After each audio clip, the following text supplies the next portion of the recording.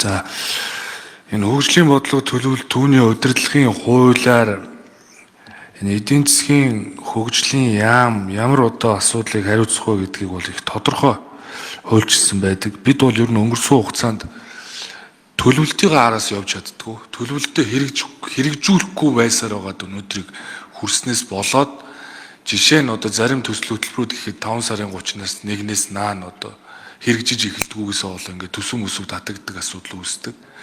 Дээрээс нь нийгэм эдийн засгийн үнэлгээ, за бусад төрлийн үнэлгээнүүд хийгдээгүй төсөл хөтөлбөрүүд энэ төсөвт суудаг. За энэ жилийн төлөвлөгөөнд тусгагдаагүй ажлуудыг салбарын яамдууд авч хийдэг.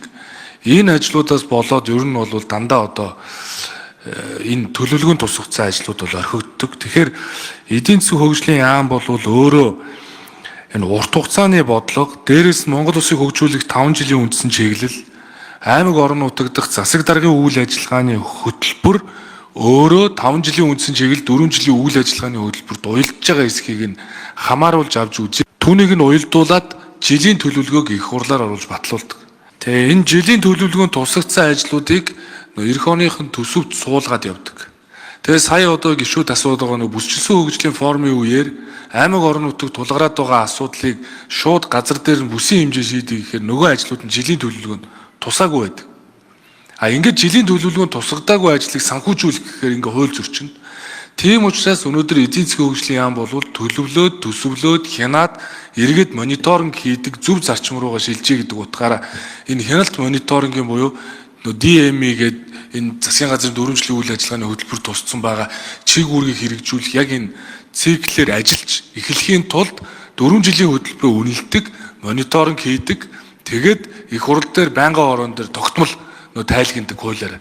Ингээд явах юм бол цаашдаа өөрөө Монгол улс шинжлэх ухаанд суурилсан хөгжлийн бодлоготой дээрээс нь урт хугацааны бодлого руугаа чиглэсэн алсын хараатай байна.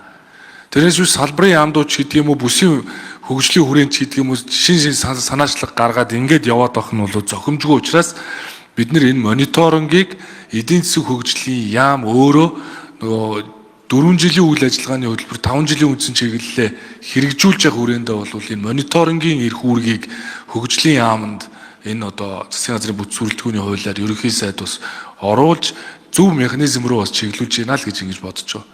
Тэгэхээр эх жил бол бид бол төрийн байгуулалтын байнгын орон дээр 4 жилийн үйл ажиллагааны хөтөлбөрийн гүйцэтгэлийн тайланг бол жилийн төлөвлөгөөний гүйцэтгэлийн тайланг бол эдийн засгийн хөгжлийн сайдад танилцуулж түүнийг хамгаална.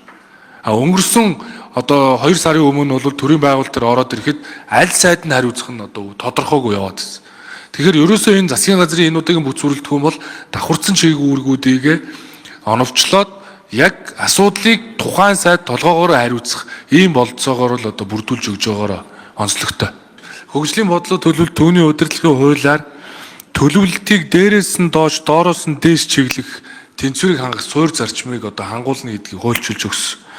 Энэ хүрээндээ бол энэ жилийн төлөвлөгөө боловсруулахад төрийн захиргааны төв байгууллагуудын саналыг нэгтгээд уялдуулад жилийн төлөвлөгөөгөө их хурлаар батлуулдаг. Яагаад энэ хоорондоо уялдахгүй байна вэ гэхээр аймаг орон нутгийн засаг даргын үйл ажиллагааны хөтөлбөр тэр жилийн төлөвлөгөөндөө нийцэх хэсгээр хөгжлийн яам өөрөө бүрэн дүүрэн ажиллаж чадахгүй. Энэ бол өөрөө нөгөө хяналтын функц өөрөө хэрэг эхлэхтэр за хамтарсан засгийн газрын хувьд бол бүр үндэсний хороотой. Тэр хэн хариуцаад байгаа нь ингээ үл мэлэгдэх яваадсан учраас хөгжлийн бодлогын бүх баримт бичиг тэр 5 жилийн үндсэн чиглэлээ хөгжлийн яам нь боловсруулсан бол өөрөө хянаа яваа гэвэл үүрэг хариуцлах нь оновчтой болоод ирэхээр засаг даргын тэр үйл ажиллагааны хөтөлбөрийг ч уялдуулах болцоо бий болно. Тэгвэл одоо бол жишээ нь жилийн төлөвлөгөө боловсруулахад яамдууд ингээ саналаа нэгтгэх өгчт юм байна. Тэгэнгүүтээ засаг даргын үйл ажиллагааны хөтөлбөр тусгадаг саналаа өгчт юм байна.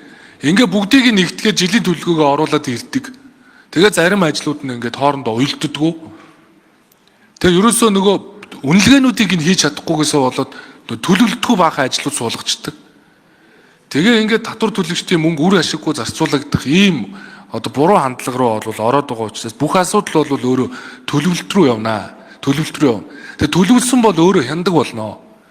Хянах гэж байгаа тэр чиг үүрэг нь байгаа болохоор төлөвлөж байгаа газар бол ямар нэгэн одоо тийм үнэлгээ нь хийгдээгүй, эсвэл техник эдийн засгийн үндэслэл нь хийгдээгүй, одоо нийгэм эдийн засгийн үр өгөөжгүй төсөл хөтөлбөрүүдийг энэ төлөвлөлтөнд тусгаад яваад байхыг бол илүүд үзэхгүй шүү дээ. Тийм учраас энийг ингээд хасаад явах хандлага руугаа явна. Тэгэхээр одоо бид болвол одоо засгийн газар дээр тэр нэг үнэлгээгээд төслүүдийг үнэлдэг систем байсан. Тэр системээ бол одоо амьлуулад явна. Хамтарсан засгийн газрын үед бол тухайн үед засгийн газрын үйл ажиллагааны 4 жилийн хөтөлбөрийг эдийн засгийн одоо хөгжлийн яамтай бол бид бол хамтарч боловсруулж ирсэн. Тэр 4 жилийн үйл ажиллагааны хөтөлбөр бол их хурлаар батлагдсан хөтөлбөр. Жилийн төлөвлөгөө бол ганц төмөр сайд сүүлд оруулж ирээд их хурлаар баталсан. Тэгэхээр энэ жилийн төлөвлөгөөг хэрэгжүүлнэ.